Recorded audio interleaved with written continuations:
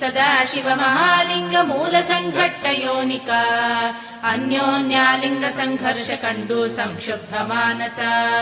कलोद्यद्बिंदु कालिन्य तुर्यनाद परंपरा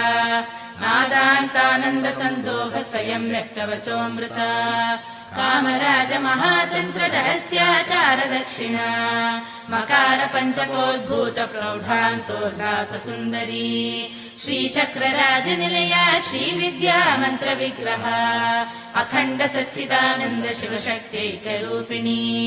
त्रिपुरा त्रिपुरेशानी महात्रिपुर सुंदरी त्रिपुरा वासरसिका त्रिपुरा श्री स्वरूपिणी